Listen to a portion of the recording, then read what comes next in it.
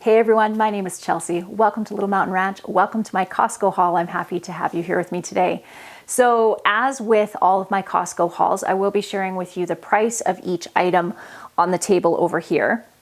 I also have it divided up between groceries and non-grocery items. Normally we do stock up on things from Costco that are not grocery related. So the groceries themselves are around $2,000, and then we spent around $500 on miscellaneous items, which we'll go through. Prices are in Canadian dollars. We are in Canada, so keep that in mind. And our dollar is around 71 cents to the American dollar right now. This grocery haul is a little bit different than ones I've done in the past because this one is done in anticipation of a pantry challenge that we're going to be doing over the months of January and February. My friend Jessica from Three Rivers Homestead puts on a pantry challenge, and the challenge is that you do not go to the grocery store for 2 whole entire months. I've always been a little bit hesitant to participate in pantry challenges because I'm hesitant to consume so much of our pantry food, our stored food, during January and February because we still have March, April, and May to make it through before we're producing food off of out of our own garden and off our own property again. So I don't like the idea of running really low by around March, which I'm sure we will be. Whereas normally I try to store or I try to put up enough during the summertime to make us through all the way till June. But that is with going to the grocery store regularly and supplementing the food that we have in our pantry. We do try to keep a 1-year pantry for a lot of the food that we consume on our property. But like I said, we do supplement by going to the grocery store, especially things like fresh fruit and vegetables and other ingredients I might need for particular recipes I have. But that pantry is not designed to be eaten exclusively out of. Of course, we could if we ever needed to, but it isn't designed that way. So where Dan really encouraged me to participate in this challenge is because he feels that it will give us a really realistic idea of what we would actually need to have if we couldn't go to the grocery store at all. We have had situations in our married life where our income has either been cut down dramatically or we haven't had any income at all due to injury. Dan injured his foot once really, really badly, and he was out of work for 8 weeks. We were evacuated for over 2 months? It was well over 2 months actually, back in 2017 because of forest fire. And one of the things about natural disasters and injury is while there are resources in place that you can access through insurance, those take time. There's usually a lag time between when the injury happens and when you actually see any assistance. So our philosophy has always been that keeping a pantry like we do is just an extra level of insurance for our family. So we did do, I think about 5 or 6 years ago, we did do 1 month where we ate just out of our pantry. And that was actually fairly easy to do. But our family was very different at that time. We had young kids, and young kids don't eat nearly as much as teenagers. We have almost all teenagers now at this point, and teenagers eat a ton. So Dan thinks it would be very interesting, and I agree, to see how much we would actually need to store in order to feed our family if we couldn't go to the grocery store. So it's going to be a very interesting exercise. Like I said, this grocery shop is in anticipation of that. And I was saying to Dan when we were on our way to Costco, like, isn't it a little bit disingenuous to go to the grocery store and stock up on all the things we know we're going to need for that period of time, rather than just kind of cutting us off and saying, okay, from today, without any preparation, we are going to just eat out of our pantry. And yeah, there is a little bit of that in this, I think.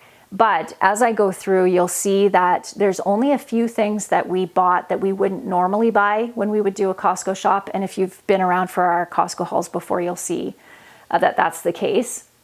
And those things we bought, and when we get to those items, I'll explain a little bit more why we bought extra of those things. But for the most part, this is the exact grocery shop that we would have done at this time of year anyway. I won't go into all the details of the pantry challenge in this video. I'll save that for another video. We'll do a pre-pantry challenge pantry tour so that you can see where we're at. And then we'll do the same tour at the end of those 2 months. And we'll be able to compare and see how much we actually consumed. We're going to try to keep really good records throughout it so that we know how many pounds of flour we used, how many pounds of rice, etc., etc. Without further ado, let's get into the grocery haul itself, and I'll explain more as we go along. One of my kind of bigger concerns about doing the pantry challenge was the lack of fresh fruits and vegetables. So we are going to be growing tons of microgreens and sprouts down in our grow room, but I also wanted my kids to have some fresh fruit. So we have 8 bags of apples here, $8.99 and $9.99, that will be going down into my cold room. So we'll take 1 bag out a week to eat during the week. We have butter. I do have a milk cow. I always explain this whenever I show that we buy butter. I'm not a huge fan of homemade butter, and I know I might be an anomaly there, but I'm just not. So we always buy a case of butter from Costco, and it's $5.49, which is the cheapest butter that we can find anywhere, $218 for this case, and this will last us probably 3 or 4 months or so. Dan bought a couple of these. These are just little snacky things that he likes to take when he goes outside and is working around the yard. So we're also going to be making a bunch of our own sausage over the next month or so. So we'll take you along with that too. But he bought some lean turkey pepperoni, beef pepperoni, and a little bit of sliced chicken breast. And this was $21.99, which is outrageous. $17.99. And this one, I think, I didn't write the price on this one, but I'm assuming this one was probably around the same price. Going to be doing tons of baking, of course. So we have vanilla, $16.99, which was $1 cheaper than it was last time. We got a little bit of tofu. So extra firm tofu does last for about 4 weeks. And this is for Glory Bowls, which is one of our favorite. It's actually the only recipe we use tofu for. We have not bought canned tuna in years and years and years because I do can salmon, but we are going to be making some sushi, and we wanted some canned tuna for the sushi. $21.99 for shampoo and conditioner. We bought 2 of those. Some Jet Dry for the dishwasher. This was $13.99.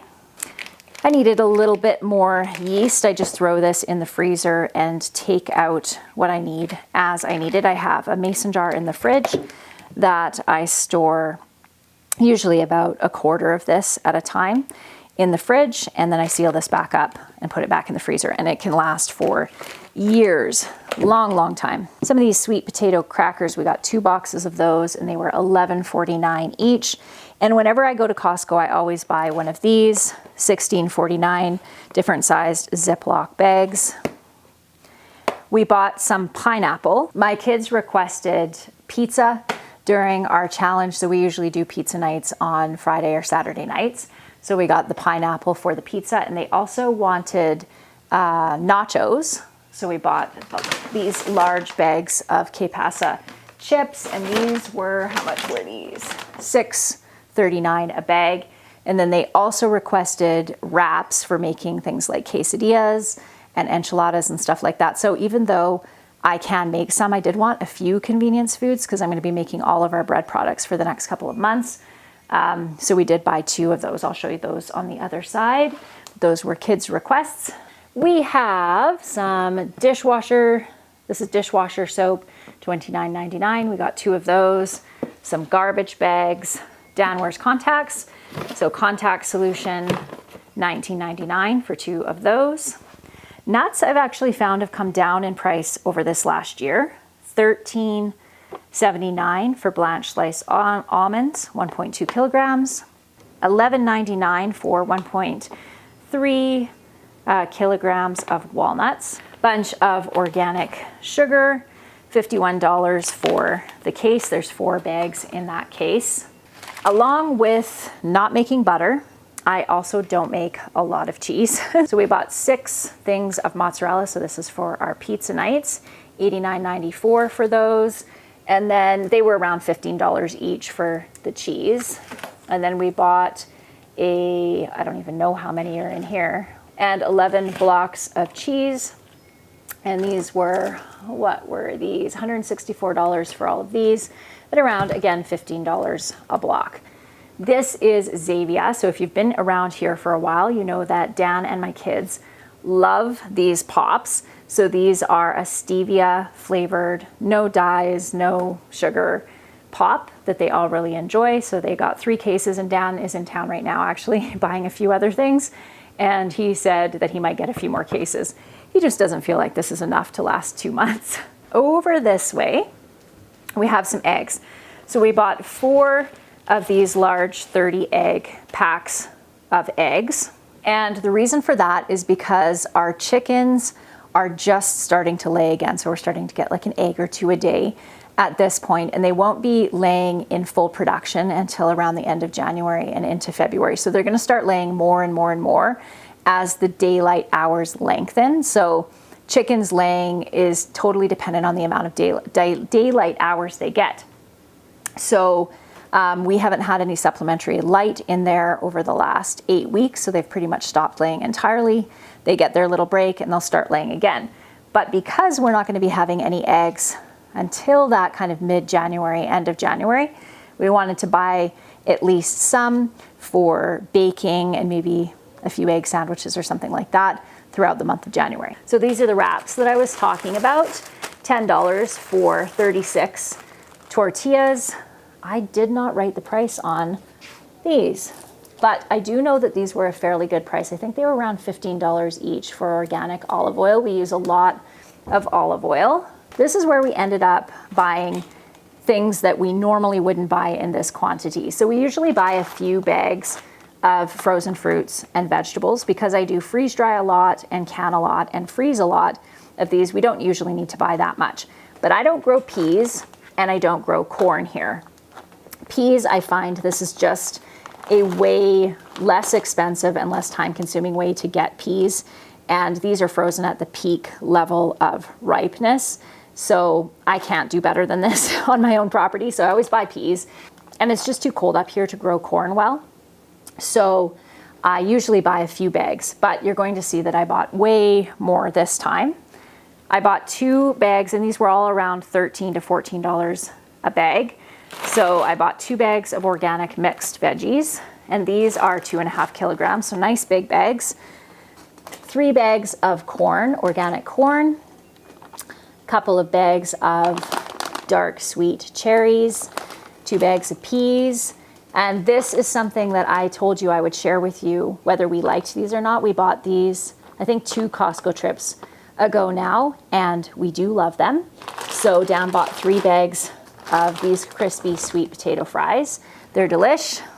2 bags of strawberries, 1 of this one called Sunshine Medley, 2 blueberry, and 2 of these large bags of stir fry. So this will be good for 2, maybe even 3 stir fries with some meat and rice or noodles. And then 3 berry blend, 2 of those. So I have kind of 2 big concerns about doing a pantry challenge like this. One is consuming a whole bunch of my food that I have stored at a more accelerated rate than I had anticipated when I started building up my pantry again in the spring. And then number 2, I want to make sure that my kids get enough fruits and vegetables in their diet. And because we're not going to be eating a ton of fresh fruits and vegetables, frozen and freeze-dried are the next best option, because the level of nutrients that are both in frozen and freeze-dried fruit and vegetables are incredibly high, just about as good as eating them fresh. So I have tons of freeze-dried fruits and vegetables that I freeze-dried over the summer. I also have some from NutriStore, which is a freeze-dried company that I love. So I also have lots. I have tons of canned fruits and vegetables. My pantry is stuffed full, starting to get a little bit depleted at this point of the year, but it's still really full of lots of fruits and vegetables. And then of course my freezers too, but I didn't want to run out or even come close to running out. And that's why I bought all of the extra bags of frozen fruits and vegetables that I just showed you. And like I said, I think I said this when I was showing you all this, we also are going to be growing greens. So we've already started a couple of trays of pea sprouts and broccoli sprouts, I think, but we're going to fill our grow room right up so that we have lots of fresh greens to eat. So now let me show you what we bought that was not food related.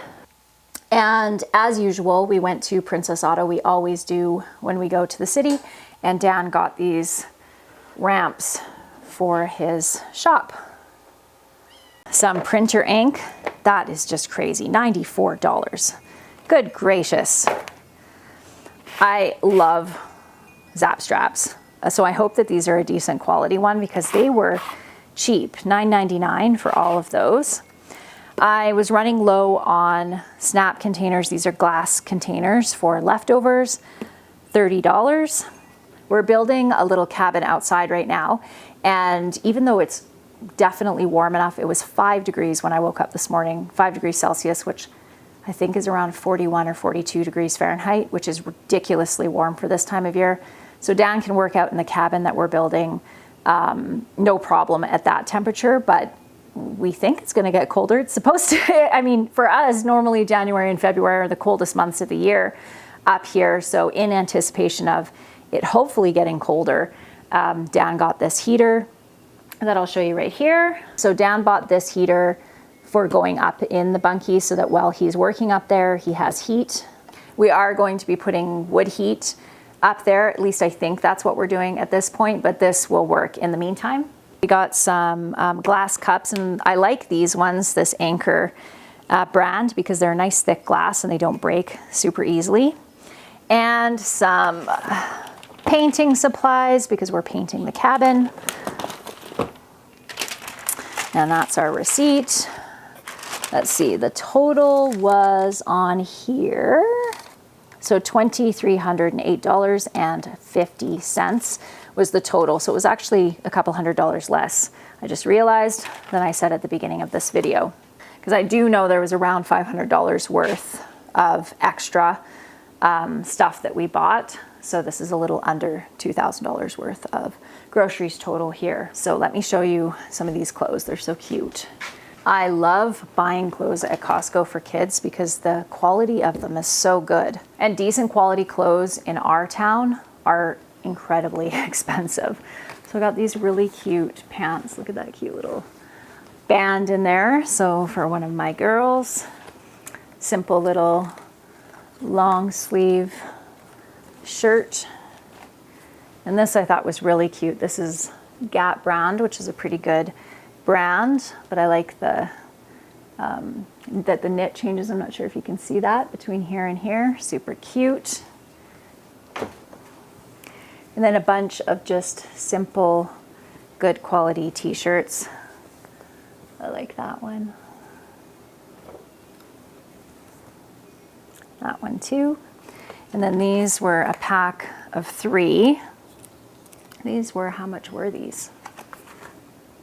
The price is not on here, but I think this was around $14.99 for 3. And I just thought that was so cute. Isn't that adorable? And then we have a cute little pair of jeans, Levi's jeans, nice quality. And then a swimsuit for one of my daughters. And this was $14.99 and it's Speedo brand. So it's a decent quality swimsuit and she needed one. So I was happy to find that. And one more thing that I wanted to show you that I already have set up in the background over here. So we're gonna have to turn you around. And it is a countertop ice maker. And I actually just ran it through its first cycle. And this was the small ice that it made. And Dan and the kids are super happy about this because they love ice in their Xavia.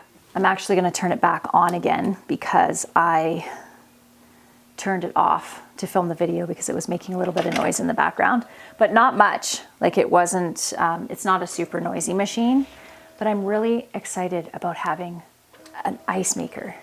So the plan with this, because I don't like having a lot of clutter on my countertops and I don't like having appliances on my countertop. The only appliance that I keep on my countertop regularly is my KitchenAid mixer and my kettle. Outside of that, I try to keep my counters fairly clean. Right now I have lots of dishes that were just washed sitting on the counter, but for the most part, I like to keep them pretty minimalistic. So this is going to go down in the freeze dryer room on the freeze dryer counter so it can stay out of the way. And it makes up to 26 pounds of ice in one cycle. The only thing about it And I didn't realize this when we bought it. In my mind, I kind of had it that the ice would just stay in this. This is just my lack of experience, I guess, and lack of actually reading the box really thoroughly. But you do have to, it'll hold in here for about 18 hours, but you do have to empty it out and put it in another container and either use it up right away or put it in the freezer. So I am going to find, because I'm sure I have one around, a little container, like a Tupperware container that I can just put the ice right into and then put it in the freezer, and then we'll always have ice, hopefully.